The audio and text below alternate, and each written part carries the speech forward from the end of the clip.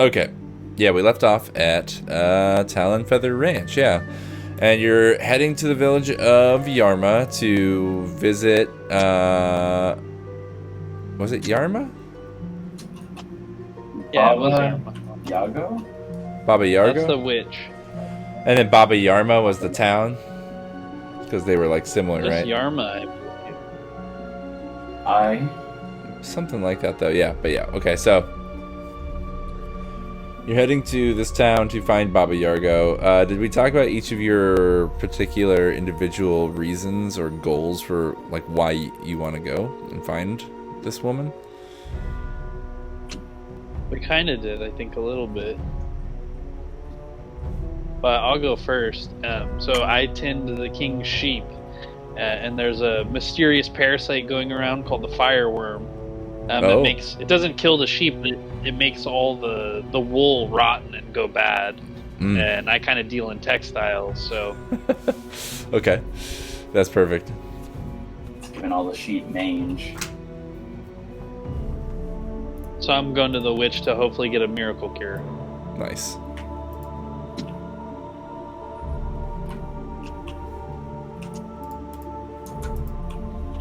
Wendell knows that superstitious folk who are really into superstition, folk medicine,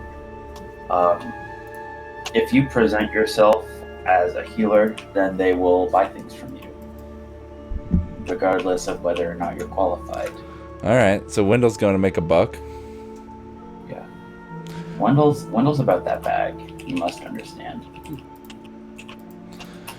Alright, and what about, what was his name? What's his name? Gorblar?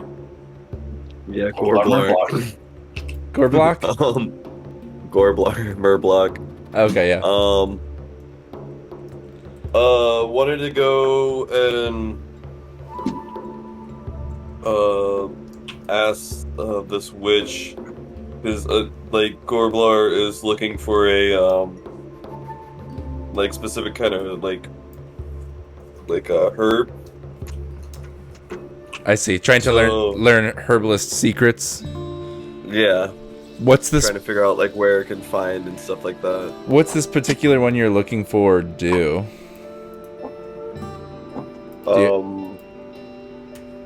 Or like, why is it rare? Maybe. If you can't think of it now, we can leave it mysterious. Didn't you say last time you were like literally just going to like learn because you wanted to learn more about like herbal remedies in general to like? Oh yeah, like yeah, kind of like learn and like ask like some questions about certain things and. I mean, we could go the Skyrim route and say that you're looking for a fabled plant that can turn you invisible. Oh shit. The old Nern route. You were like more of a healer. Nern turn you invisible? You know what that does in Skyrim? Damn, that's wild. Nern route? Yeah, it makes you invisible. Fuck. I don't remember my Skyrim alchemy. I have like 3 billion hours in that game, and alchemy accounts for like 2% of that. Oh, really? Alchemy breaks that game. It does break that game. Alchemy, I always go hard in the paint with the alchemy early to make my life easy. You make a potion that makes your potions better. Yeah. Mm-hmm. Stupid. Hell yeah. Yep. I used to make potions that would make my blacksmithing better and just fucking hammer shit out in bulk to sell. Well, you know you're gonna craft 1 billion iron daggers. All right, cool. So, yeah, y'all were kidnapped by Greyfinch guildies. A well-known. I'm gonna say the Greyfinch is like not just like a local band of highwaymen, but rather like a network of highwaymen that's known in the region. A syndication. Yes, right. A criminal syndicate, but they deal mostly in organized highway robbery and false tolls and grifts and things like that. Word. And I feel like maybe they have a mysterious leader, maybe possibly Lord Greyfinch, due to the guild name. But like Lord Greyfinch is a pseudonym for some mysterious, unknown, powerful benefactor who they're all piling the money back to. But no one knows what they're up to, per se. Other than collecting money from everyone and sometimes killing. So, y'all narrowly escaped. You make it back to Talon Feather Ranch. I think we discussed that you, like, kind of got there in the middle of the night, pounded on the door. They let you in, you know, of course, and you slept safely till the morning. So we kind of pick up our game the following morning as each of you wake up at Talon Feather Ranch. Now, you have quite a way to go till Yarma. I don't think you're entirely sure. You're just kind of getting directions as you go. You know what I mean?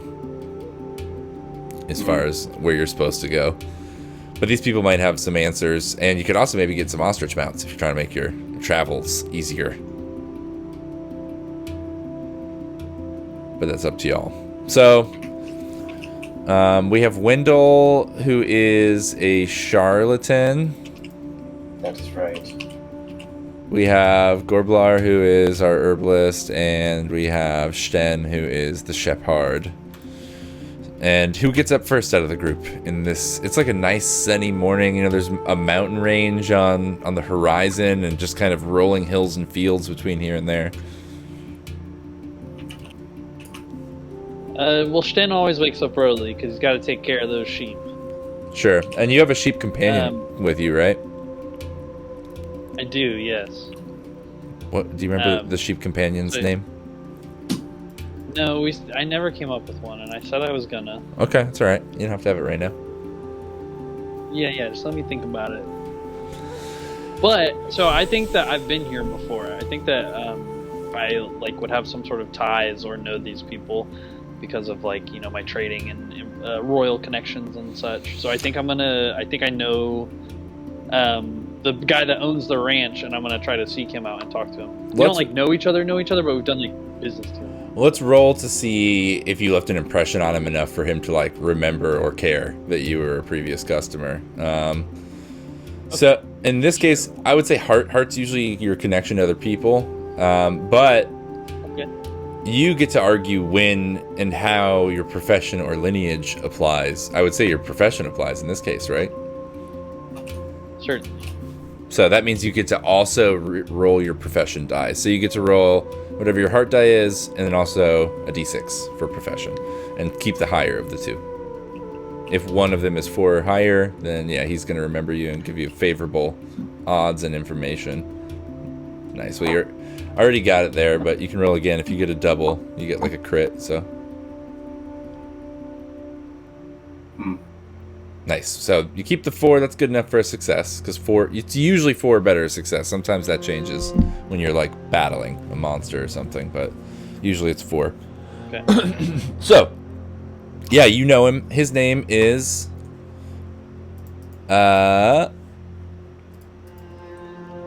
Pietro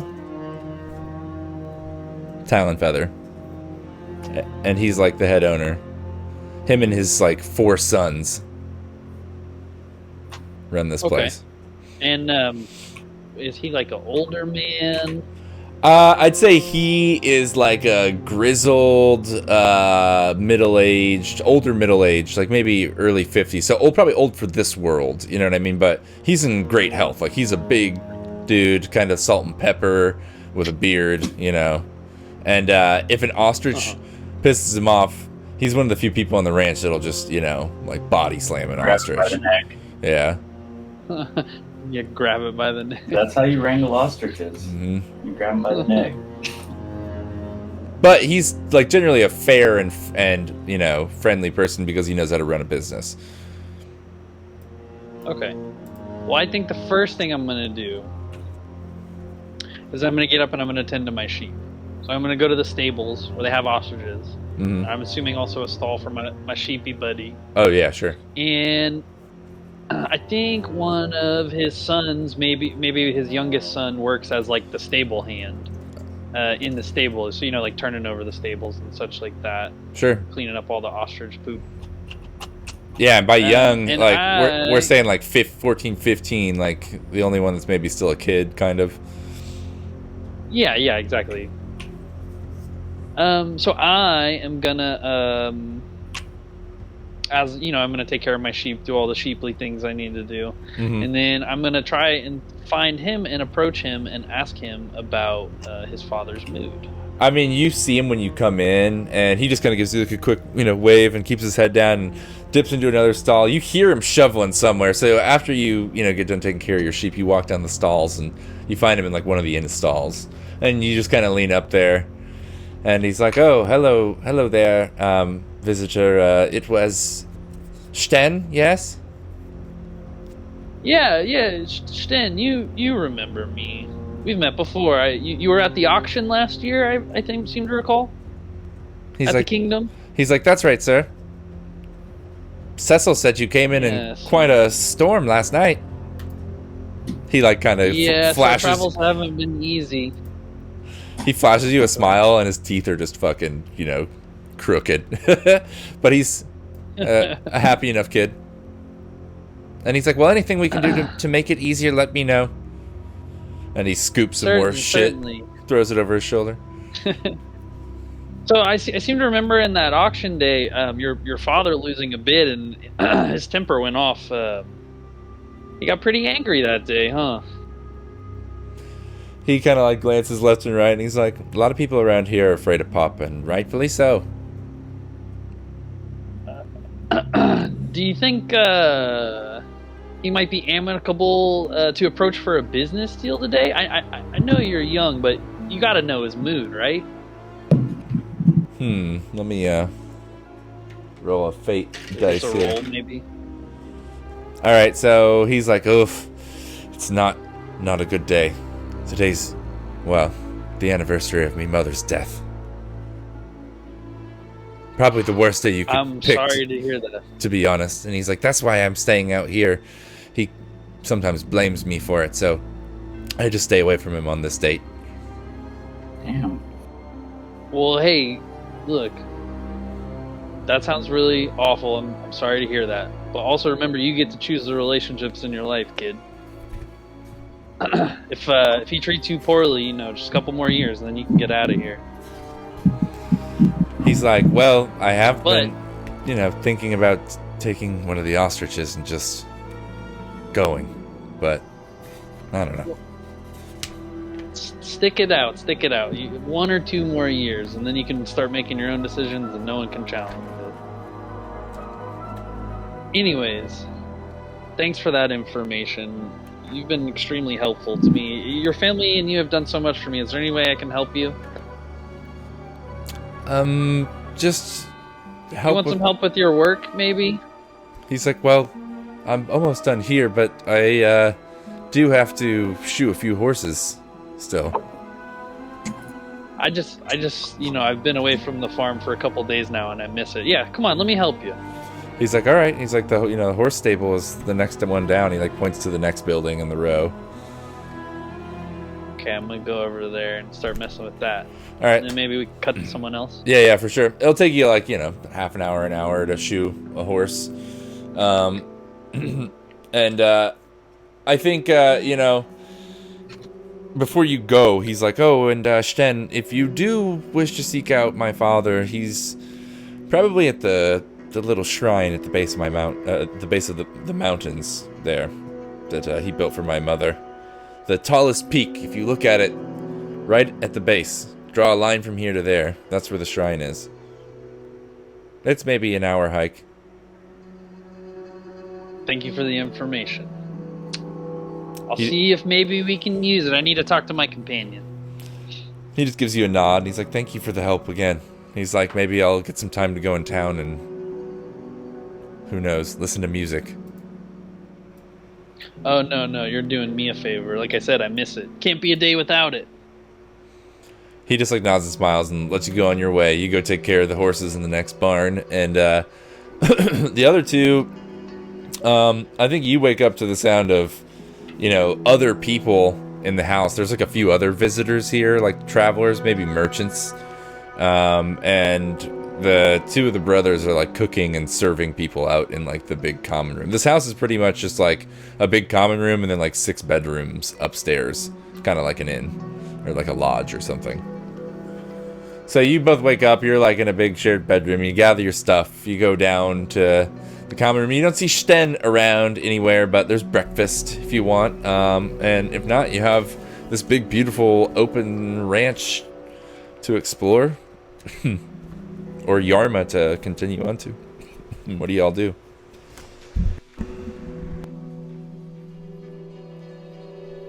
Of course, we must show our gratitude as guests and enjoy the breakfast that has been prepared for us. I'll say. I agree with that. All right, so you two. Food's tight. What's that? Food's tight. Food's tight. So yeah, y'all sit down and just like eat big plates full of greasy ostrich meat and ostrich eggs. They probably, I feel like they raise like smaller birds maybe for meat. Maybe they do got some chicken or some turkeys. The ostriches are for riding only, but the eggs are good. Cool. So yeah, y'all eat a big breakfast, and eventually Sten will make his way back in, all sweaty and smelling like horseshoe gunk, which is not a pleasant smell.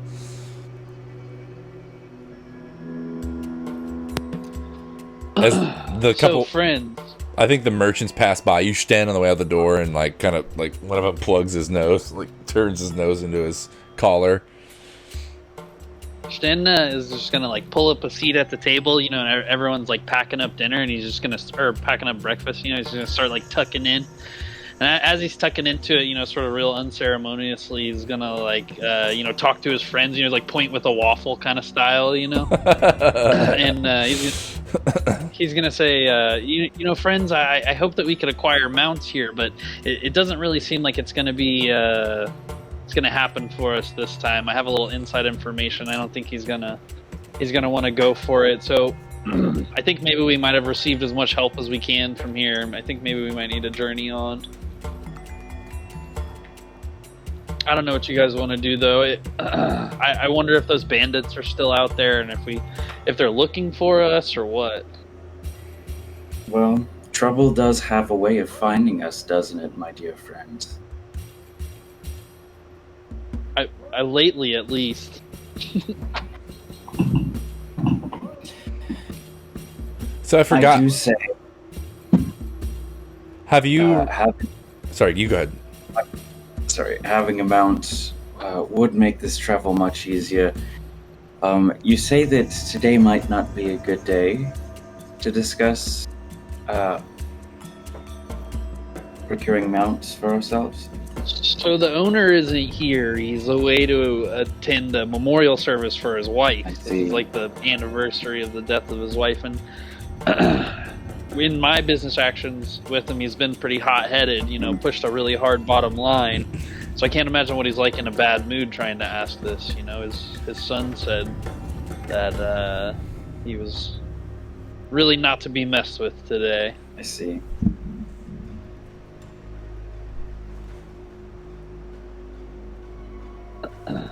I think we should just travel on myself. There might be more troubles ahead of us, and I really do got to get back to those sheep at a certain point. You know, the king's going to notice that something's wrong with his sheep and that I'm gone, so...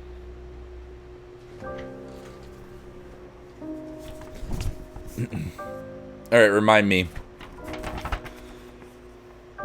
You had not received a new prophecy yet, right? No. But you had just overcome the last one, which was. Are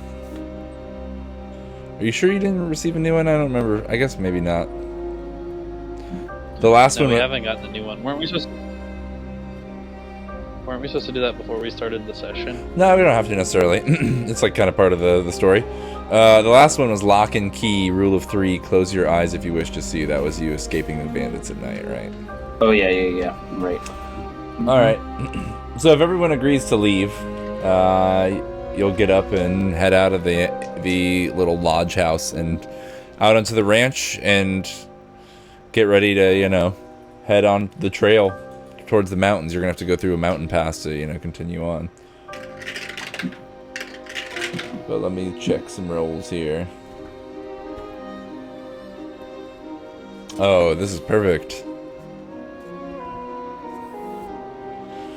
So, you all get out on the edge of the ranch. There's a little dirt, beat kind of dirt cart path that heads off into the grassy hills towards the mountains. And you can see the path fades the further out from the ranch you get and the deeper into the rolling grassy hills.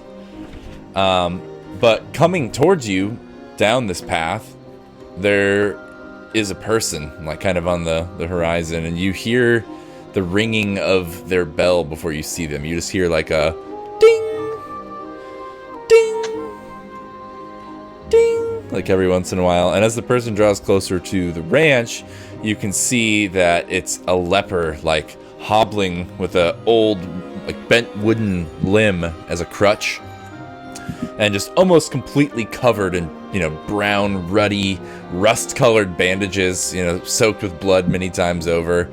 And kind of like a burlap sack over its head with, eyes cut, and he's ringing a bell, which is a common thing for lepers, so people know they can, like, kind of clear the path, right, when they're coming. People are scared of catching leprosy. And he's coming, he's gonna cross your path. He looks like he's coming to the ranch,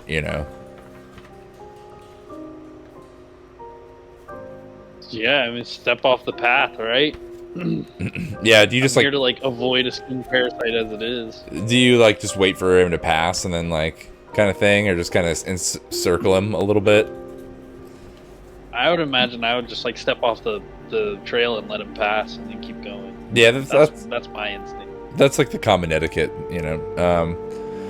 So as the leper hobbles towards you, you step down from the path. I'm assuming Wendell and Gorblar follow, and you all just kind of stand in the grass by like an old like split rail fence that's half fallen down, and you just watch the leper pass by. And as he gets about even with you, he like stops and just like cranes his old neck like towards you in a creepy horror movie way until like you can just see one of his eyes through the hole in the burlap, like looking at you all, kind of taking you in. And then a crackling voice from under the burlap sack comes out, and much to your dismay, it starts with words that you've come to recognize, which are the beginning of a prophecy. He says, "Listen now, travelers bold. Heed these words, your fate foretold." And then he like coughs, like, and like hacks something up under the burlap sack. And then the prophecy he says is, "Castle keep, sharpened teeth, greedy kings, rotten meat." And then he like, and like continues with this coughing and kind of vomiting fit and just collapses on the ground in front of you. Good heavens, this man has died before us. Just like that. Are you sure he's Do dead? we know he's dead? Yeah, what? Welcome. I don't want to... I'm not trying to... He looked dead before we met him. Okay, alright, okay. I'm gonna do it. And so I take my... What's it called? What did I call it? Oh, my shepherd's crook. Like the hook? Mm-hmm. And I just like hold it by like real far away like this, and I just like poke him one. And I say like, "Hey." He lets out a hey, like a soft groan. He seems alive, just he's collapsed. He's still alive. Oh God! Can we? Maybe we take him back. Maybe we can save them? I mean, you're basically at the edge of the ranch. I think if you glance over to your left, you'll see one of the merchants, like, smoking a pipe, watching you from, like, a doorway, and then also, like, the youngest son from the stables, and they're all just, like, horrified. Like, none of them are gonna come and help. Oh, okay. What do we do here, guys? This is like a moral conundrum. We hide the body? He's not dead. He's not dead yet. We might could save him. Do you think anyone in there might help? Do we want to bring him inside of there? Let me look into my bag real fast and see if I have anything that can help him. All right. So tincture. If you don't have anything in your gear, you can always just like search around nearby real quick and try and identify something useful as well. What do you have in your gear? I don't know. I don't think you started with any herbs or anything. No, I just have a herbless bag. I don't have any herbs. Oh, you have an herb bag as like your tool? Yeah. Okay, I mean, I like the idea that there's a chance that there's something in your bag. You can roll, let's say your mind die, and then also roll your profession die, because your tool is coming into play here. So that's whatever your mind die is, and then a d6. Okay. If you click over, by the way, on your character sheet to the Attributes and Abilities tab, under Abilities, there's like a d20 icon. You can click that to like roll your die, and then it will ask you if your profession is in play and blah blah blah.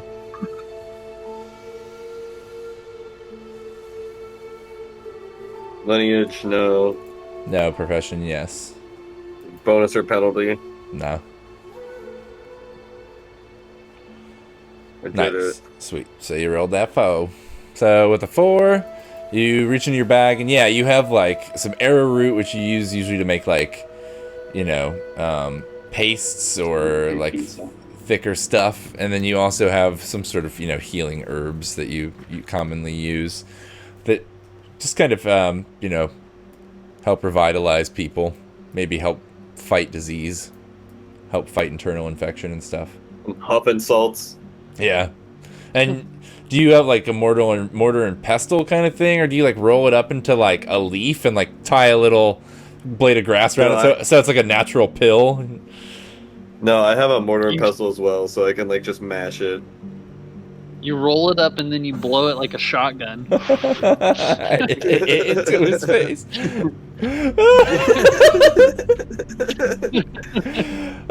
You know, like the old like stoner thing that like people used to try and get their dogs stoned by blowing weed smoke in their ear, and they'd be like, you just gotta blow it in their ear, man, that's what gets them high. Is Gorblar blowing a natural doobie smoke into this leopard's ear?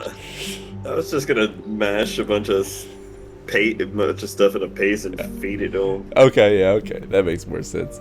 You know, this man is nearing the end of his life, and he is already afflicted. I think that maybe what he needs is a large rock. Just right on there. There's people watching us. I didn't say... This isn't like my thing. I didn't say we had to do it. Okay, well, right now, we got this. Feed him the jelly. Give him the jelly. Give him the jelly. All right. He needs... Gorblar finishes crushing up the paste with like a nearby stone or like maybe a little pestle that he has, and you go over Gorblar and you just try not to touch the leopard too much. I think, you know, like scoop it on one finger and just kind of like poke it into his mouth. And he kind of like coughs and groans like, and like, I don't know, do you a little fish hook? Do you like hold his chin shut kind of thing so he swallows it? Do you like do it like a cat? You like caress his throat with... So yeah, you hold his mouth and you just I don't know, do you say anything to him? Do you like instruct him to swallow it? Because he's kind of like fighting back against it, you know. I'm kind of just take your just not even really saying, just be like shh. And just like rubbing his throat. Okay.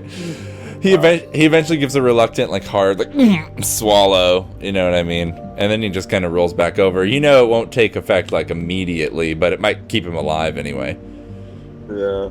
At this point, the youngest son, Davin, that you had talked to earlier, Sten, he runs over with like a little bucket of water. Now that he sees you've actually approached the guy, and he like spoons him a couple drinks of water. So we kind of have to travel on. Is there any way that you could see to this for us? We don't, we're traveling. We don't really have anything to take care of this. He's like, that's Understandable. Father usually lets lepers sleep in the outer barn, so we'll put him there. Okay, thank you, and thank you for the information, and hopefully the next time we meet, it's not on such brutal terms. Bye. And as he's like already walking away, like as he's saying this, waving over his shoulder, like he's going. The kid just watches you leave, bucket in hand. And soon you are all crossing the prairie on this kind of poorly beaten old farmer's path towards the mountains. All right. And that's where we do a travel turn. So this game has a fun travel mini game. It helps us roleplay scenes and come up with interesting things that happen to you on your travel. And everybody has to roll on it, but you can choose the order you go. What dice do we roll?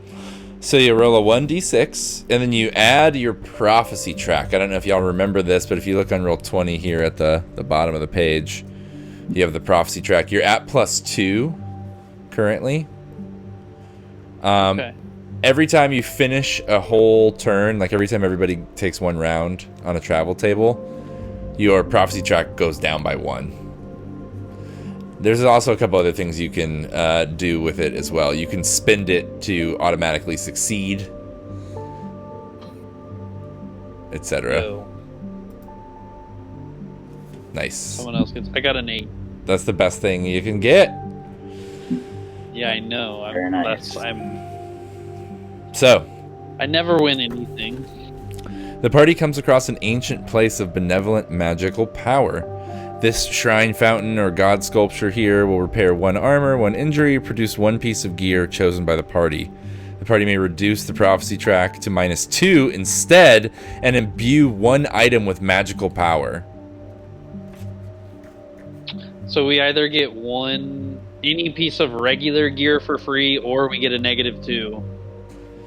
But we can turn 1 piece of gear into a magic item. Yeah.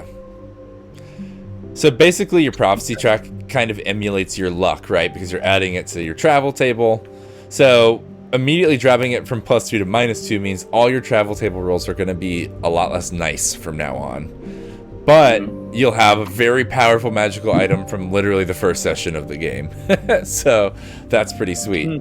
It's like Zelda. It's like you come across a fairy fountain or something and you throw a staff into it and it gives you magic, but that also drains all your luck. You put all your luck into the staff, sorry. But, you can choose healing or a piece of gear. You guys, this is usually meant to be like kind of respite, but you don't need respite right now. So the magic item is actually somewhat appealing. But before you decide, what do you find? What is it that y'all come across? Is it maybe the shrine from this dude's wife? Once you get to the mountains, like he's already gone, or you maybe even pass him on the road and he just gives you a mere wave. And like an hour later, you come to her like shrine at the foot of the mountain, kind of thing. But what is it?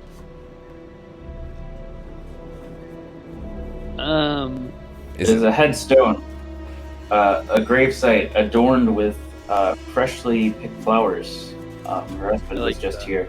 As we approach, we can hear a woman humming in the distance, but there is no one to be found. Ooh, I like that. Maybe also this is sitting kind of at the edge of a little mountain lagoon or like a hidden little spring, like Ghost of Tsushima style. I was gonna say like the actual headstone itself is like a spring that someone's like used, like natural plumbing to like sort of force up into a little fountain so it runs forever. Yeah, I love that. And you get here with like nice kind of morning light. They said that he was going to be here all day, but he was obviously here for a short time because you passed him on the road. But you have this beautiful place all to yourself, and you read like maybe the headstone or something. I'm not sure exactly how you know that it has these magical properties. Maybe just something is calling to you, just like that these waters are magical in some way, to reach in, to go to the bottom and see what you find, kind of thing. Or is it, we decide this as a group, or is it more that places like this are known in the world to be like healing or magical places? I think it would be cool. So are we going to do the magic item thing? Is that what we're doing? I think the magic item thing. So is it like a brand new item, or it's like an item that we already have? Yeah, right. You take an item you already have and imbue it, like dip it in the fountain to imbue it with magical power. Okay. So is there like a list or table of magics we can choose from, or is this just a conversation as to? There is a table of magics that I'm gonna roll from. Oh god. Oh, so it's just random. It's just a random magic. They're all good, and there's only 12 effects that could possibly happen. Okay, so I think whatever item we're making magic, I think maybe as we're walking by, one of us just like accidentally drops it in the water. Oh fuck. Oh, I love that.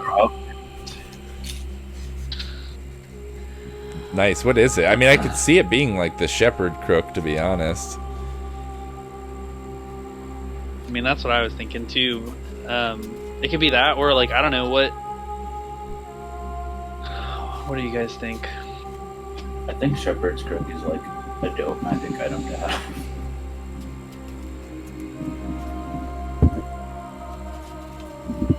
Is that what it is? Is that what you drop in on accident? I guess. Let's do it. Alright, hold on. I'm trying to find a table here.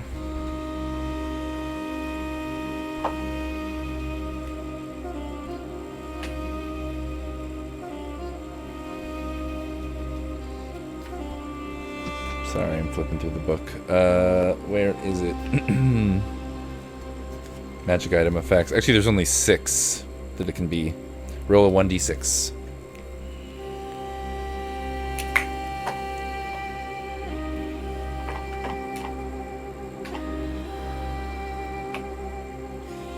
Okay. Ooh, this is... So, I would use this, except we can. It's up to you. However, this magical effect, I got the idea for this from a magic item I gave to Knucklebone in our last campaign. So, for Knucklebone, this is nothing new, although your character's not wielding it, so maybe you'll still really like it. The effect is it turns invisible. You can't see the item while you're holding it. While you're not holding it, it's visible.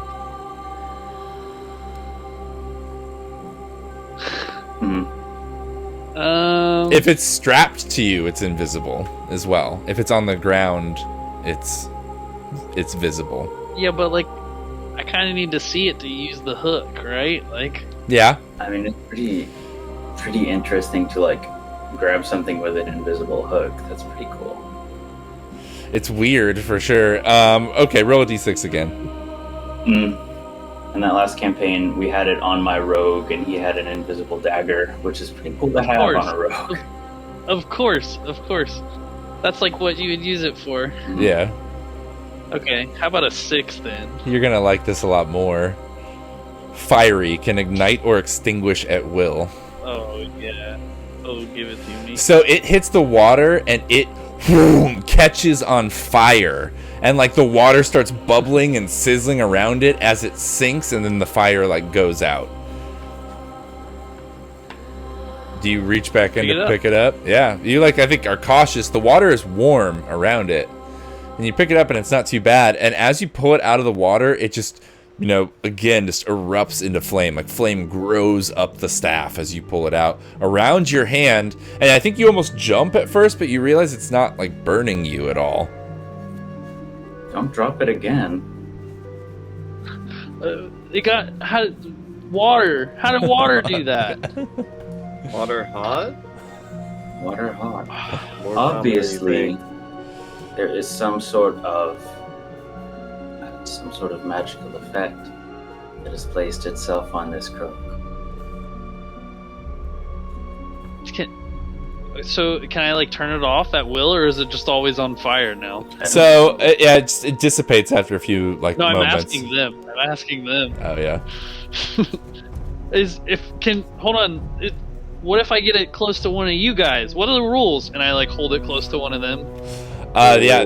Get that away from me. Gorblar feels the heat. Okay, alright, okay.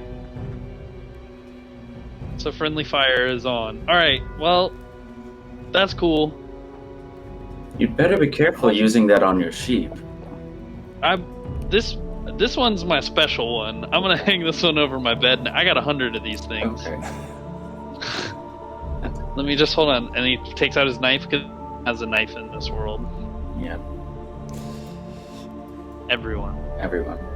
Sure. So he takes out his little knife and he just carves a little flame in the back of it with like a little circle. So you can tell it apart from your others. I love it. All right, yeah, and I think it just kind of naturally dissipates after a few moments, but as soon as you like think about it again, it just like roars back to life. I think you kind of immediately intuit how to control it, right? After a few tries. Yeah, and you know the spring kind of glows like pinkish blue from underneath, and then goes dim, almost as if all the power fades out. The place remains, you know, kind of tranquil and serene. However, you can see, you know, there is like a windy mountain road leading up towards the mountains ahead. So you can head up towards the mountains, try and go the mountain pass, or y'all can like, you know, skirt along the mountains to try and go around too. It's up to you. But the mountain road seems like the most obvious. Yeah, we gotta go over the mountain. Yeah, let's jump the It's mountain. not an adventure if we don't go over the Yo, let's jump the mountain. Alright, y'all, so your prophecy track is now at -2, which means you don't get any free rerolls or like free, successes, heroic actions. You might, and every traveling thing that we roll is at a -2 now, right? yeah, until you gain more. There are things that will bring it back up over time, so we'll see. But yeah, it represents all your luck is run out. So who's gonna roll next on the travel table? Vendel will roll next. Okay, D6 -2.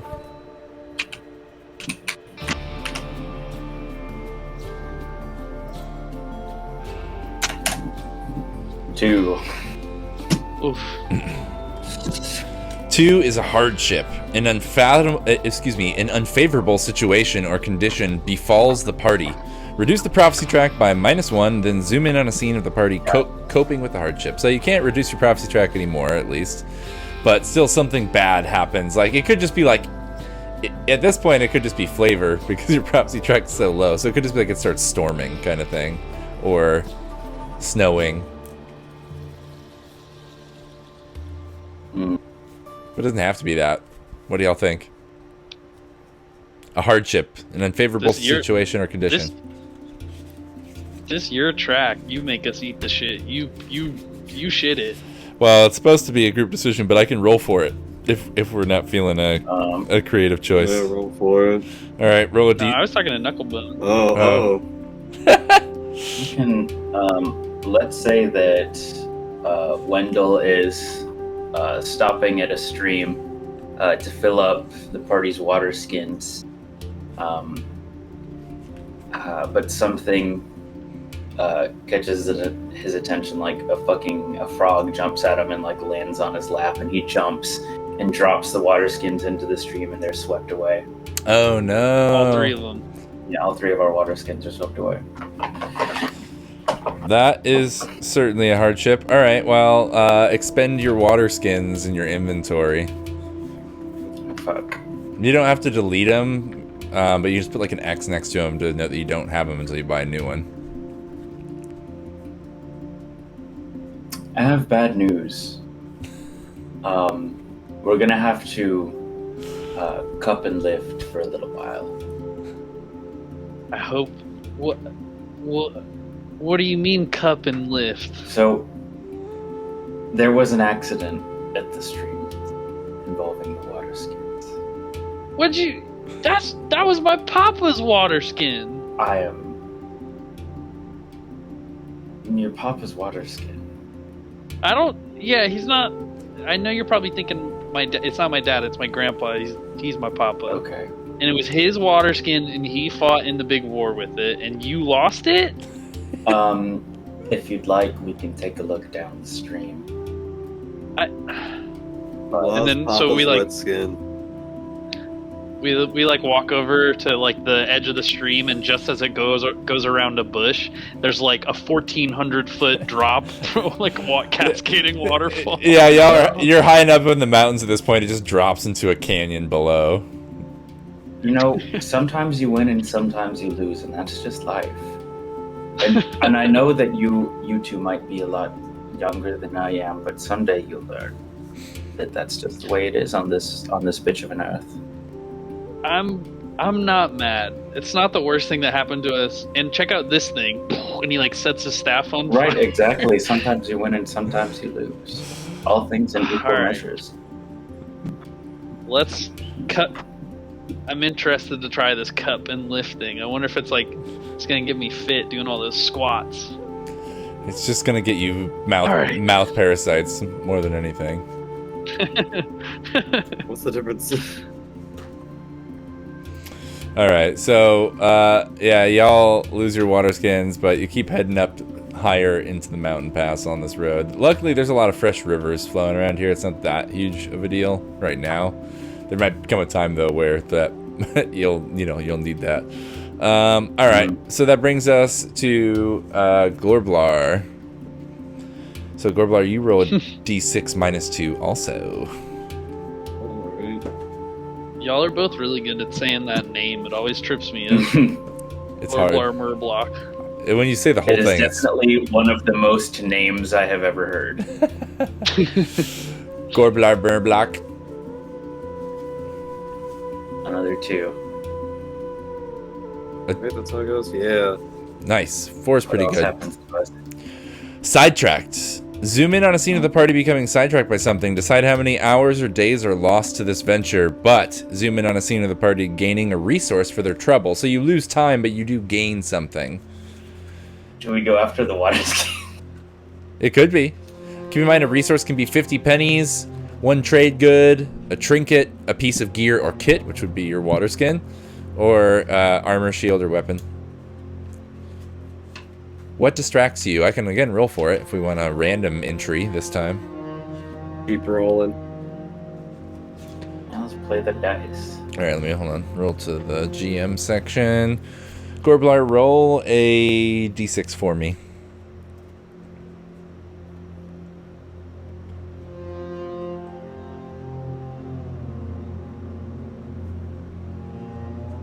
Clint. Hmm. Roll a d6. Oh, I gotta roll the d6? Oh, my bad. Sorry, I called you by your character's name. So I didn't even... It didn't even... Nope. That's alright. Nothing, just... A 2.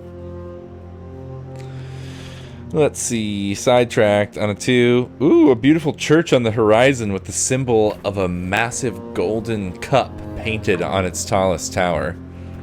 Like a weird... Be drinking out of the gold cup tonight. Mountainside cathedral with the symbol of the Grail, which is probably a myth that you all know, of some sort, of this magical healing cup. Is there gonna be a bunch of women that live here? Spank us, Tony! Spank us! But first, the spanking. Oh, that's literally why I put it in the table. That's so good. God. But yeah, you do see a church up on the horizon. Do you all pursue it? Or no? Gorblar, I think you feel like drawn to it for some reason. Yeah, I just wanna... I'm not gonna just start walking off.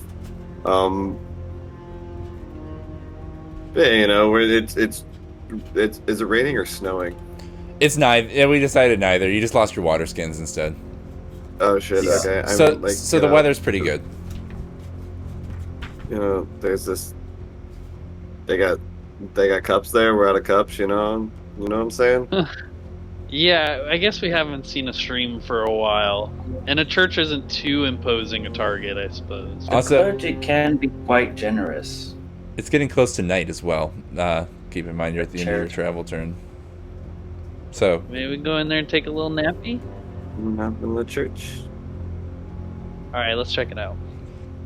awesome. So you start trekking towards the cathedral. It's like up on a cliff above you, like to the left, kind of off the mountain trail. It has like its own little road, or own little trail up to it.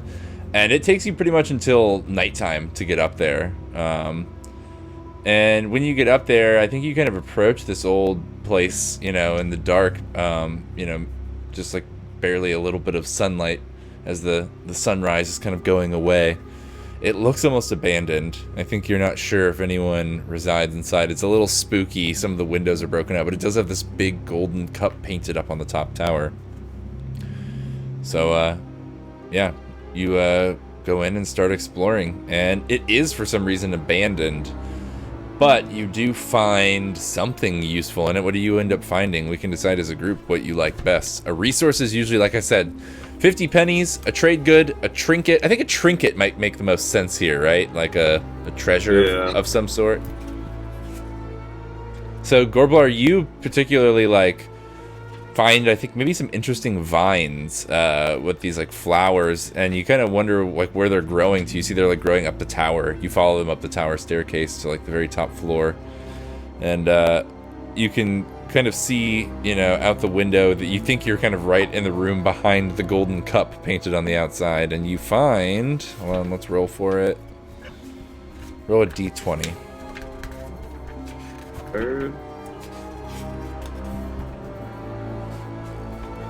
This D20 reggae. Yep.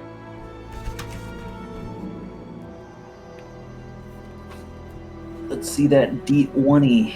Nice. Ooh, that's a big one. Ooh, you find a beautiful silver pocket mirror with, like, flowers and like herbs, you know, like kind of in the inlay on the handle, like it's made of like vines and flowers, like with a little flower on like the butt of it. But obviously a pretty expensive little trinket. Also, probably the first time you've seen your reflection that clearly in a long time. Stinky. Tell my reflection is stinky. Dang. There's like stink lines coming off. Yeah. Oh. Like little flies. Mm-hmm. What a lovely piece of silversmithing. I'm sure that this would fetch a considerable price to the right buyer.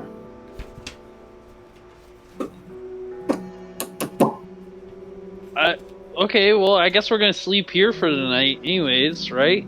You guys think it's haunted? Could be haunted. You think there's a ghost in the mirror? Hold the mirror up and like look around, see if you see any ghosts. Well, this is a holy place. I would hope that it would not be haunted. But it's also abandoned and holy spooky. ghost. Well, Look at this. Look at this, and I point at like a spider that's like killing a moth in a web. I'm like, that's creepy as shit. that's just the way that the world works. Spiders eat moths, and you know, when spiders eat moths, you don't have to worry about holes in your clothes. So. I still think that we should hold the mirror up and look around and see if there's ghosts in the We mirror. can check for ghosts, but I would love to stay in shelter rather than having to camp in a tent. Cool. Well, I'll I guess we find get the fire going. one of the pews that isn't too rotted and set up a bedroll on it so I don't have to sleep on the ground. I guess I'm gonna try to get a fire going. All right, yeah. Do you just like, do you do it like Dark Souls style, like just out in the middle of the cathedral room, like in the middle of all the pews? Okay. Well, I was hoping there'd be like a chimney or something. There but if is. Not, There are- then, yeah, I'm just gonna like. There are fireplaces, but I thought maybe you just like stack a couple pews in the middle of the room and set them on fire. God, with your new staff, your new crook. Yeah, That I don't want to burn the building down. let's see. Do you have something for fuel? I mean, I guess you could break up some of the pews or look for firewood nearby and get a small fire going in one of the fireplaces. Yeah. Yeah, I'm just gonna smash up some furniture and stick it in there. Nice. And then is there something equivalent to like an investigation check maybe that I could do? What are you looking for? I want to explore a little bit in this church and see if there's like a pastor's headquarters, like where maybe like the pastor lives. Okay. I think the top of the tower where the silver mirror was found seems like the fanciest bedroom. Okay, so it's like there's a bed in there? Yeah, it had like an old 4-poster bed in it and like this hand mirror and maybe like an old wardrobe as well. But there are other places in the church to be explored. Okay, yeah, you want to dig through the wardrobe? Roll mind to see what you find. So I just want to. I'm hoping that there's going to be like fine linen or good clothes in there because I want to like feel through the textures of them and judge them. Okay. Sure. So what do I roll? Mind. Mind. Mm-hmm. Oof, that's not a good one.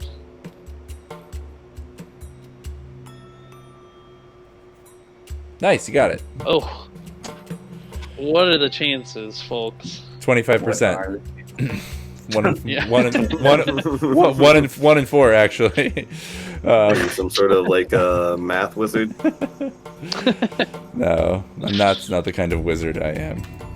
I'm a shit wizard. Shiz whiz.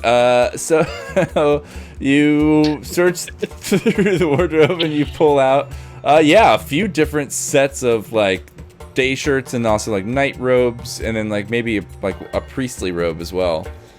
And you find the one that's like the nicest cotton, probably one of his shirts, like a dressier shirt, tunic.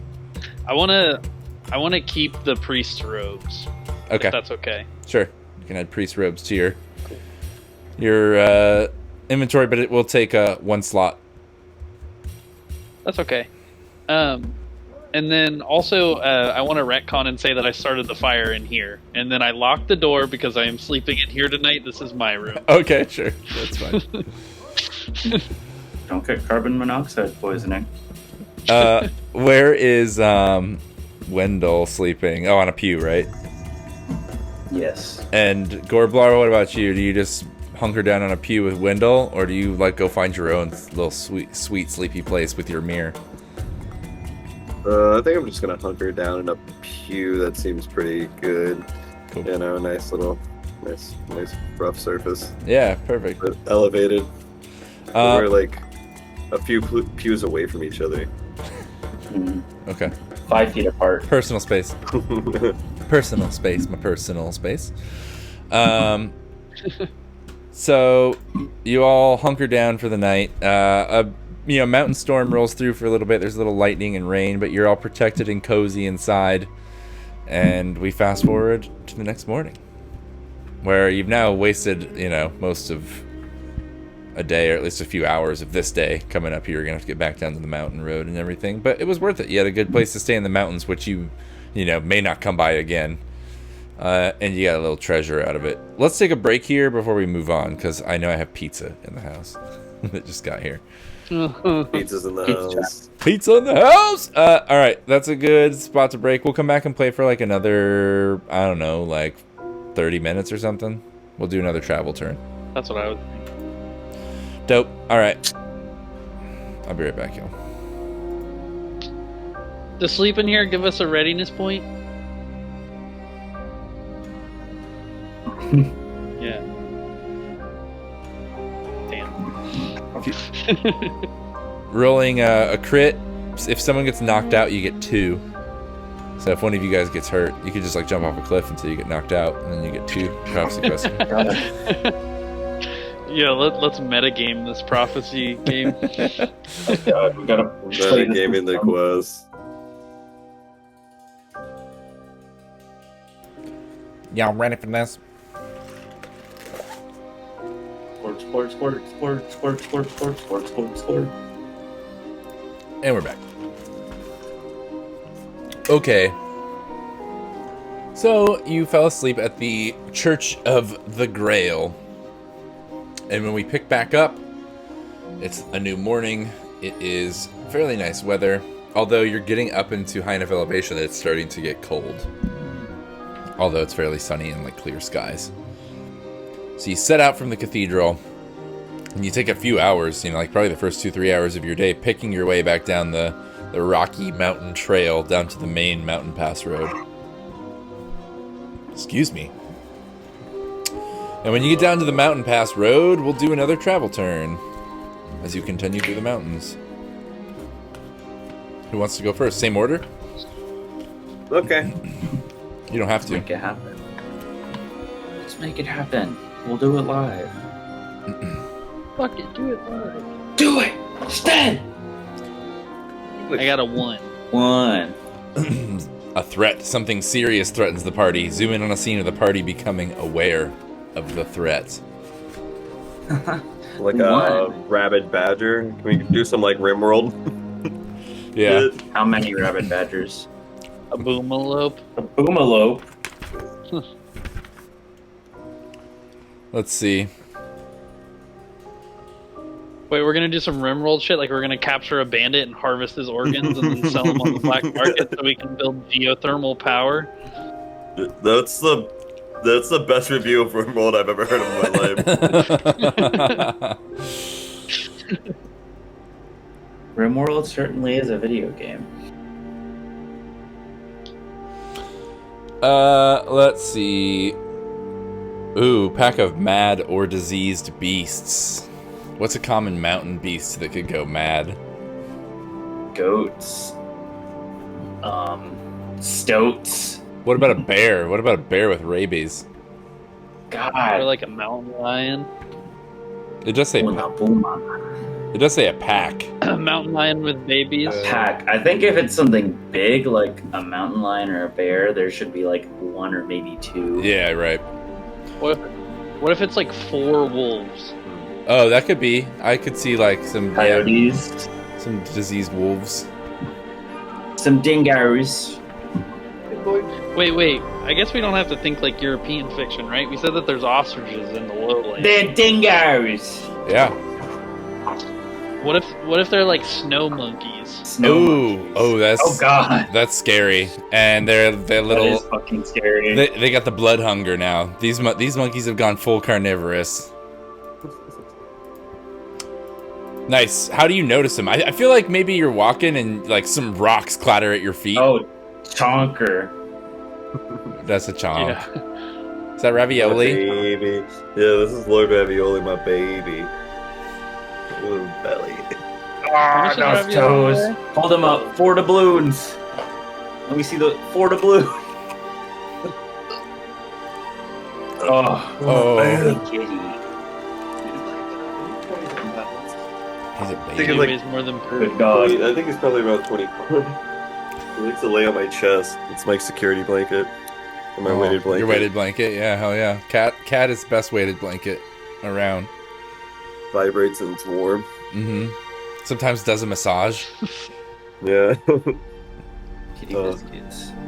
Kitty biscuits. So how many of these monkeys are there? There's 4 of them, and yeah, rocks clatter at your feet, and you look up ahead, like up the road, and you can see the road kind of comes to like a low, maybe 4-foot little cliff that you would have to climb up, and they're all standing up on top of that, you know, like waiting for you with a bunch of big rocks in their hand. And like the biggest one in front, you know, he's got like a big blue nostrils, and then like just red blood stains all in his white fur around his mouth. It looks like they've been eating something there on the road too, like they're all crowded around a skeleton or something. And they like, like just scream at you, you know, and like jump up and down in excitement and throw rocks at you guys. But it is like they're right in the middle of the road, essentially, up ahead. God, they're throwing rocks.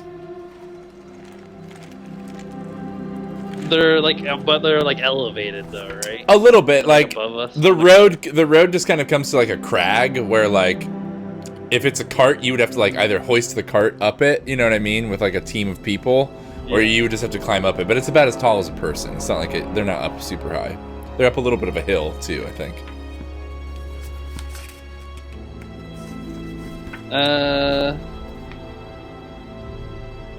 None of us are really good at fighting, huh? I guess we're all just kind of like regular people. I mean, you do have the flaming stick. Yeah, I mean, of course, stick's on fire. Stick goes on fire first thing, automatically. All right, so once your stick goes on fire, they all like squeal and like scatter, but like up on the cliffs. You're in a bit of a box canyon, I think. You know, the road's kind of got cliffs on either side. They kind of scatter because they can climb really well, and like kind of surround you on the cliff walls, like looking down at you and squealing. And now they're really sincerely trying to hit you with rocks rather than just scare you away. So, hold on, y'all gotta make a check here for me. 1 second. As a reminder, Wendell does have, as his profession's equipment, he has a lemur on his shoulder. A lemur that he carries with him. His name is Tananas, and Tananas is standing on 2 legs and like battle, like wide stancing, like he's got his arms at his side and he's standing on two legs on Wendell's shoulder, and he's like baring his teeth at these monkeys. He's like, "What the fuck is going on?" All right, let's see. Let me just jot down some stats real quick here. What, you didn't think you didn't come pre-prepared with the zombie snow monkey sheet? Nope, I did. Cannibal snow monkey sheet? I'm using the quick and easy Game Master tables to just derive them instantly. Quick and easy.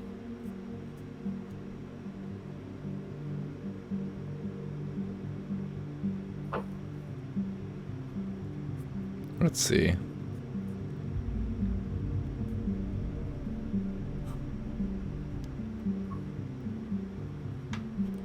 Cool. So yeah, they start chucking down rocks at all of you. So I need everybody to make a roll to try and avoid consequences here. If you fail, take a consequence. Are we just doing body rolls?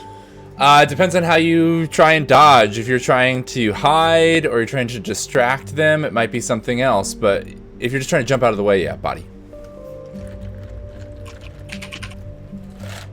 You tell me how you're trying to avoid it. What if I'm trying to, like, spin the staff to block the rocks? Body. Body? Yeah. No pluses or minuses? Nope. And I'm just gotta get better than a 4? Well, you're using your staff, so you get to use profession as well. Okay. And So that's that would be a D6, right? yeah, so in your you should just do it with your character sheet macro, because it'll prompt you all this. If you go to your character sheet and you flip to the attributes and abilities tab. I'll do that on my next roll. But I did get a 5. Nice. I think I accidentally get back in there. All right, everybody do a roll for me. Everybody's getting thrown with rocks. Body. We're all doing body rolls?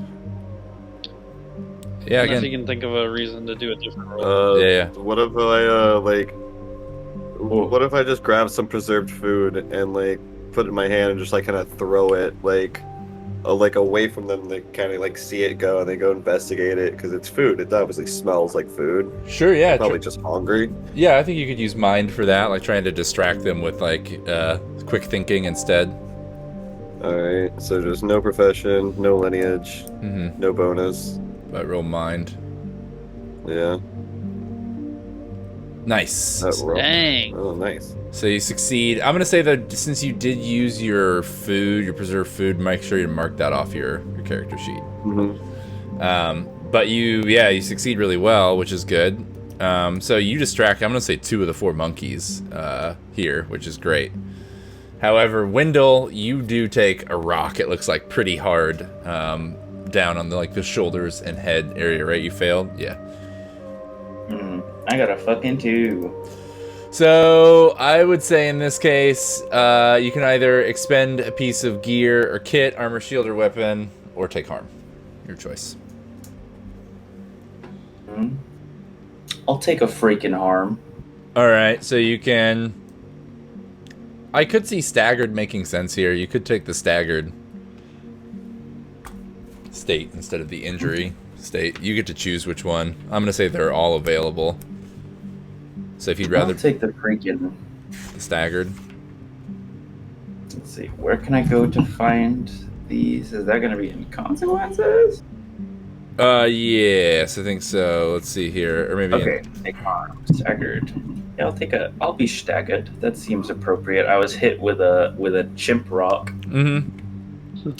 So, staggered PCs can't use their lineage or profession. Your mind and body stats both become a D6 if they were higher than a D6. It lasts until you take a few minutes to shake it off with a successful heart roll.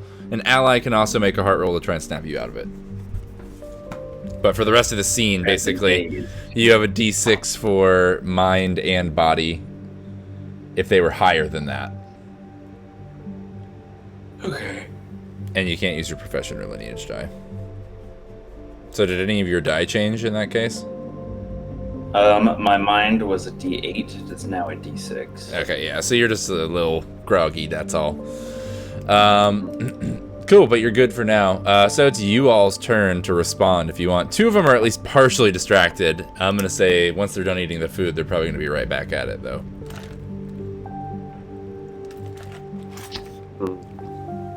Okay, so Stin, go ahead. Oh, you can. Were you gonna say something? You can go ahead. Who, me? Me? No. Yeah, no. You were. No. You're good. Nobody was talking. Okay. So, Sten sees that Wendell is kind of like stammered a little bit from getting hit with that rock. Mhm. And he's just gonna like smack him in the face and be like, "Snap out of it!" Hit him again. You want one more? Ah! But on the other side this time. Even out the hit. Even it out. So what do I roll for that? To Sorry. try to like snap him out of this thing. I need to make a mind roll. Heart. Okay. Because it's got to be like you're trying to round, like, you know, like, come on, like, you're okay, like, get, you know, snap out of it. Trying to appeal to his. Yep. Nice. Well, that's a 7. Mind sensibilities. Good job. So yeah, you're no longer staggered. Very nice. Meanwhile, there are a bunch of howling monkeys still trying to cave in your skulls with rocks above you, like Piggy in Lord of the Flies. Okay. Oh god, like Piggy in Lord of the Flies. Can I still take a move action after my action? You can move somewhere, yeah, if you want to, like take cover. Or... I want to try to get up on that little cliff. Okay, sure. So you like kind of pull yourself up, pull your, you know, swing one knee up onto it and pull yourself up to like the higher part of the crag. But they've kind of gone up the cliff wall, so they're even a little higher than you still now. You know what I mean? That's fine. Just trying to equal it out as much as possible. Yeah, you're definitely higher. They definitely aren't as high above you anymore. You gained like, you know, 8 feet there, so you might even be able to like reach one with the crook at this point. You know what I mean? If you like reach up high with it, because it extends your reach a lot. Yank that mofo. Yeah, yank one. Drop him. Yank one down with the crook. Who else is doing what? Oh, you. Wendell will whip out the humble and practical sling staff, a long stick with some leather at the end. He will scoop up a stone. And he will say, "How do you like it, you miscreant?" Nice. And I will throw a rock at these monkeys, not aiming for monkey murder, but like just trying to like make a loud noise and scare them off. Okay.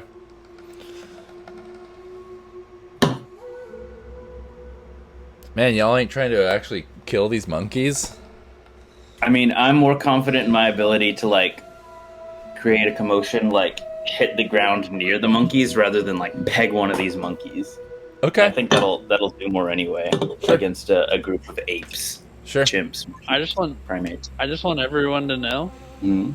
that I'm absolutely trying to kill these fucking monkeys. Okay. I I'm want just these trying- I monkeys. want you to look at me. There's death in these eyes. Black like a doll's eyes. Try to dip.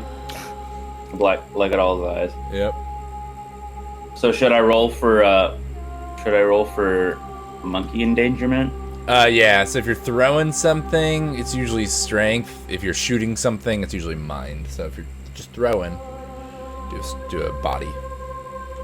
My body roll. All right. Well, wait, you're throwing it like with a thing, though. Yeah, I'm right? throwing it with a sling. Oh, you are? Well, it's still kind of a... Your strength, I think, is still a factor with the sling.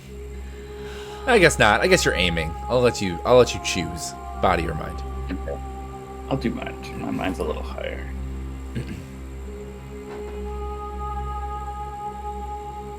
Showing. Ah, fuck. Yeah, not even close. It just like Wait, hits- you're using your sling. You're using your sling, so you get. Oh, I'm Cool, using a that's tool. a You're tool. right. You're right. Oh, yeah? Good catch, Colin. Fuck. Ah, fuck. God damn it. If only you had The some secret prophecy number track. of the day. If only you had some prophecy track, you could automatically succeed, but you don't. Oh wait, you rolled a double though, right? Yeah. I did roll a double. I rolled 2 2s. That's a stroke of luck, right? Yeah. So Woo! anytime you roll more than one dice and they come up with the same thing, you actually take the double number rolled and add it to the highest result. So this is technically a 4 total. Holy fuck. And it moves your 4 prophecy. plus 8? No, it's just 2 plus 2 Oh. in this case. Okay. But that also slides your prophecy track up to -1. We did it.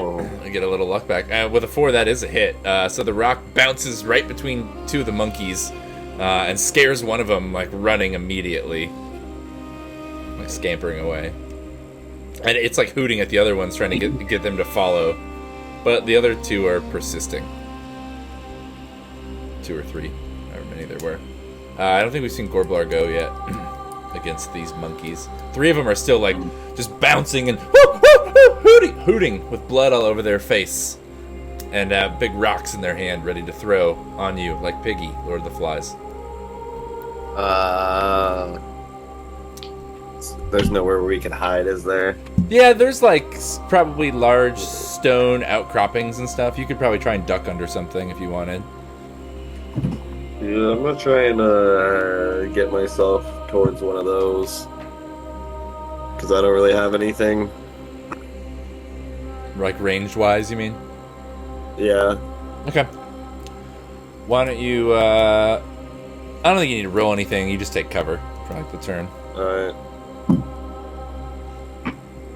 Nice. That was everybody, right? Yeah. So the monkeys fight back and throw another round of rocks. One at Sten. The nearest one, Sten, tries to bash you with one. And also, they attack you there, Wendell.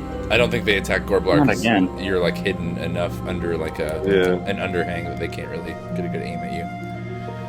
These monkeys have got it out for me. Mm-hmm. So is there something that I roll to like resist, or? Yeah, again, you tell me how you try and defend the action. That's what it all comes down to. What's like happening in the fiction, right? So you tell me what you roll and why. Well, it worked one time already, so I'm just gonna spin the flaming shepherd staff again. Yeah, I like maybe a baseball bat swing this time. Oh, like trying to hit it back at him? Yeah. Zelda style. You've played Zelda. You know how to defeat these. Is this a body roll or a mind roll? Probably body, I would guess. And I'm using my... So I get another d6, right? Mm-hmm. Nice. Well, those are both successes. Yeah, you knock away the rocks, no problem. What about you there, Wendell? So Wendell is probably just going to attempt to duck out of the way. Okay. So probably still body. Color to body. One more. So yeah, you take another consequence. I'm gonna say staggered is out of the question this time. They are using bigger rocks now. You can either take harm or break gear or armor or weapon. They're throwing coconuts. They got you in the head this time. So I'll take a harm. So any harm but staggered. So basically injury, because afflictions are real bad. They're permanent. Okay. They're permanent. Injury. I shall take an injury then. All right. So you take one injury. I believe that makes you full, right? You only start with one. Oh God, do I pass away? Nope. If you take one more, you will be knocked unconscious. But right now you take a -1 to everything you roll, I believe.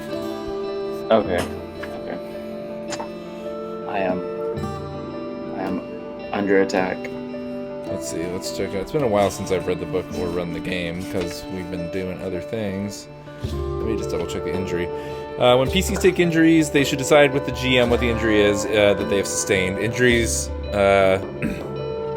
Injured PCs take a -1 penalty to all body stat rolls, and for each injury they currently have. So yeah, -1 to all body rolls right now. I've got a black eye. Yeah. I think maybe a bloody gash, possibly, on your head. Kind of thing. And you know what? This makes me see. We're still playtesting this game. This makes me think that injuries maybe could apply to different stats than body. If you got hit in the face with something, it maybe wouldn't slow down your body stat, but it would slow down your mind stat. It would make it harder to see things, and you know. But maybe body, or like if maybe like something was done to like intimidate you instead of like hit you, you know, it could fuck up your hard stat. Yeah, I think maybe injuries should just be -1 to all stat, like a -1 penalty to all rolls. That's how it was originally intended to be. I think that's probably the right way to go. Until you heal it. Okay, cool. So that is all the monkeys' turn. So y'all can try and go again. You remember, you could like try and run away as well, or you can keep trying to fight these monkeys. So how many monkeys are still in front of us? There are still 3 up there. Yeah. One of them has run away completely, and I mean, they don't seem super strong. They're just scary and have sharp teeth and are loud more than anything, and they're in a group. You know. I think you do see Sten though. Now that you've climbed up there, you do see like between your feet is like a fucking dead corpse, like a skeleton with a lot of meat still on it. They were just like straight up eating a dead human. Like a man? Mm-hmm. A dead man?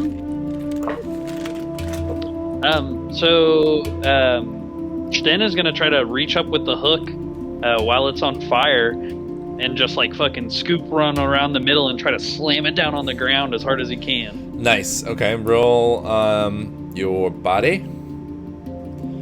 And I think for your fire, why don't we say like a +1 to the roll? Okay. Give you a little higher chance of doing the thing. I don't know if I'm going to apply that across the board for every attack, but in this case, I think it helps.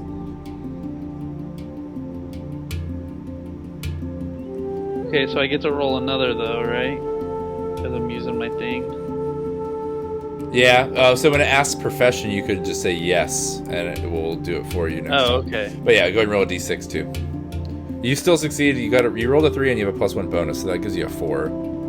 But you could. What if I roll like perfect? You could crit. Or roll another 4. Yeah. It'd actually be another 3 you want. You want the base roll to match. But still. Nope. Nope. But you still succeed. You slam the monkey down hard, and God. Not only does he get a deep burn, but his skull just kind of, splits on the stone. And he, twitches and struggles against the staff for a minute, and then just kind of, goes limp. Good heavens. Yeah. And then he's gonna, pick it up and point it at the other ones, and he's like, "You're next, fuckers!"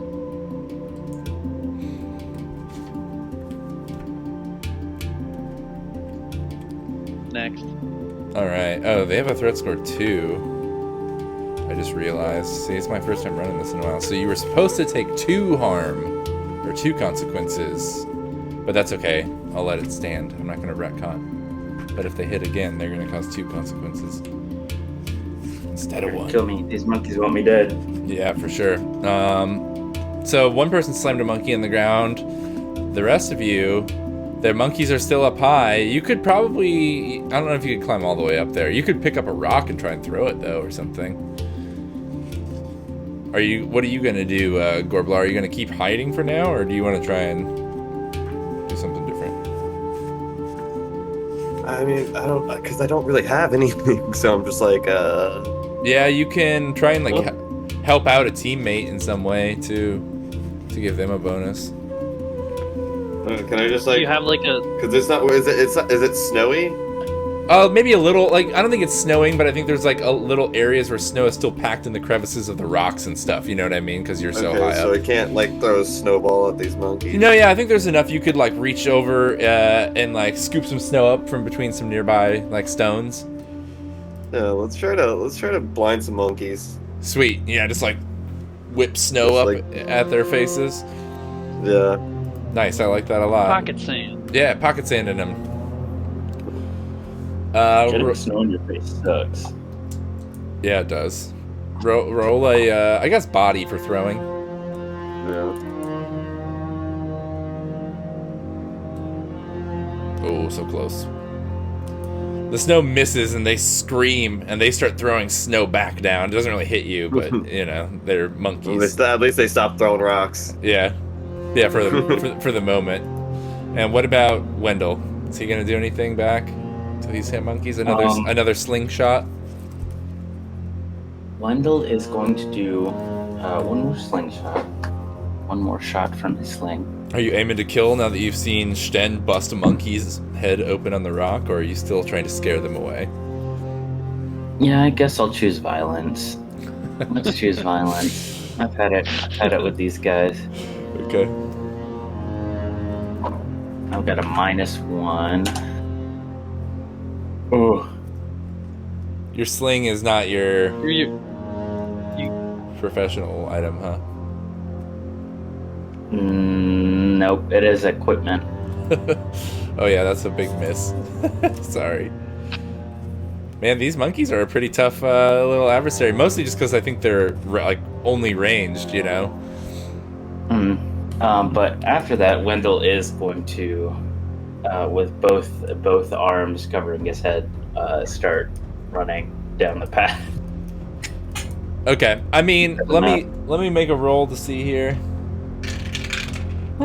Get me the hell out of here! Yeah, at this point, there's only 2 monkeys left up there. They turn and run as well. I think they see Sten, blast open their friend's skull, and they like just screech and disappear up into the cliffs and disappear somewhere into the rocks.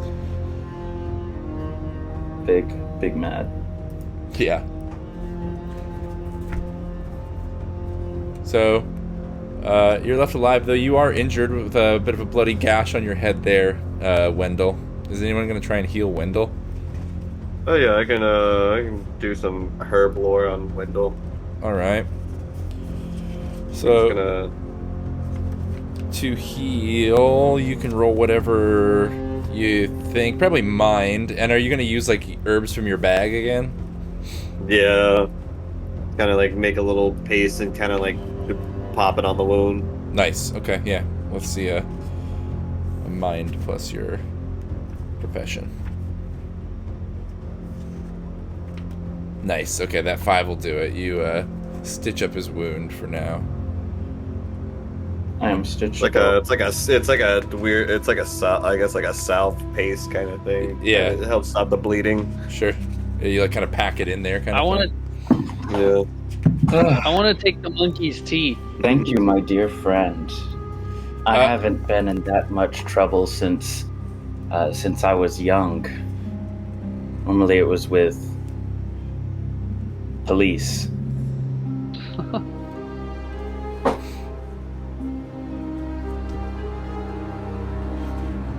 While they're doing all that, You're gonna Sten is like get some monkey leaning teeth. down and he's prying these big fangs out of their mouths, like. Okay. I don't think it's like super easy to get them out. Why don't you roll a d6, I guess, to see how many you're able to get out in the time that they're. Or why don't you? What's your body die? Roll whatever your body die is, and whatever the number is, that's how many teeth you get. Nice. 5 teeth. Yeah, you get 5 big old monkey fangs. While meanwhile, Wendell's getting healed up over there by Gorblar. So did you check the corpse? The corpse does have like some clothes and like a satchel.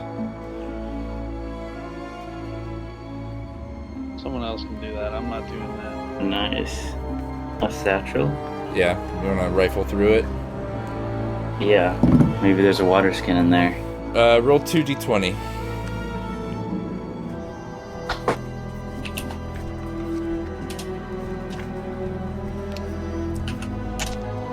Okay. 13 and a 20. All right, so for the 13, you find a lantern with oil, and a 20. Cool. You find a jug of honey. Ooh. Delightful. which is a medium trade good, by the way. So that takes up. Wait, what were the 2 items? The first was the honey and what else? a torch with a lantern, or a lantern with oil, which is a small item, so it takes up 1 slot. Yeah. And the other one was a jug of honey, which takes up 2 slots. That's dope. How many slots do we have again? It's equal to your body dice. Body? Okay. And your, none of your kit stuff counts against that. Only like the trade goods and extra stuff you pick up. Your professional tools don't count towards that's considered kit, so they don't count towards your slots either. Like, basically the stuff you're wielding doesn't count. It's just more like the trade goods you're hauling and so forth. Dope. With that, you've defeated the monkeys and collected the loot, and I'm assuming you head on further down the mountain path, and that's probably where we'll end for the night. Ooh. That was a good one. That was fun, yeah. That was the first time I really kind of got to use the combat system, but it felt pretty easy and decent. I mean, I've used it a couple other times, but that's the first time I've used it in a while. That's the first time we've used it. Let's do the XP questions real quick. Hold on. And also, this travel turn, we only had 1 turn, right? That was our first roll, wasn't it? Or was that our second roll? I think it was the first one on that particular travel turn. Who rolled that? Gorblar? Me. Oh, you did. Okay, so Gorblar, and we'll start right in the middle of our travel turn next time. Gorblar and Wendell both have to do a travel turn to finish your current travel round. You guys What do I have to do? No, this is for next time. You'll do another roll on the travel table. I'm just trying to remember where we were in the round. And the XP question. So at the end of the session, gain XP. If you showed up for the session, you get 1. So everybody gets 1 XP to start. Gain 1 XP if you... Where do I mark this? You just have to like hit edit on your sheet and keep track somewhere. So did we get any XP the last time we played? No, because we didn't actually play. This is technically our first session. We just did session 0 last time. We did. So everybody gets 1 for showing up. If you successfully plied your trade or skills for compensation. Did you use your trade or your professional skills for any kind of compensation? Could be found or given. Well, I guess I got the information from the dude via knowing him from the auction. I don't know, that's a stretch. Yeah, it was related to your profession. It was related to your profession, which was cool, and I did like that, but I don't think you plied your trade in a way to get that information. I had 2 profession? What's yeah. that? I had 2 profession because I did the... Oh yeah. You're like an herbalist and you healed 2 people. Oh yeah, there you go. But you didn't get compensation, that's the whole thing. So successfully applied your trade or skill for compensation. So you didn't get something in return. You know what I mean? Wait, Wendell, give him a penny. Give him a penny. Yeah. You have my appreciation. All right. My gratitude, my thanks. Did you rescue someone from death or worse? Our leper. Possibly. I'm gonna say leper. I'm gonna say yes. You did save that leper from death by giving him medicine. So everybody take 1 XP because that was a moral quandary, and you decided to try and help him. So nice. So that's reluctantly 2 XP for everybody so far. I think that's the last one you're gonna get though. Overcome a fate foretold in a prophecy. I don't think that happened yet. Complete a quest, pilgrimage, or trade run. I don't think we did that yet either. Nice, good job everybody. So everybody has 2 XP now. You need 5 to hit level 2. So you're getting there. You're about halfway. A little less. Very cool. Good job everybody. Good session. That was fun. Was fun. I'm excited to play more. Me too. We'll get deeper into it next time. And we'll do some side quests. We'll do some other stuff beside the just the travel round, so y'all can actually get into some intrigue and some treble. Nice. And use all those. Got into plenty of fucking trouble. Social skills. Yeah, you did. But you have a fiery staff, dude. Yeah, I'm stoked. All right. Well, good session. If you're watching this on YouTube, thank you so much. Hit the like and subscribe. Play Prophecy Quest. Itch.io. Chop Shop RPG. See you next time. Bye-bye.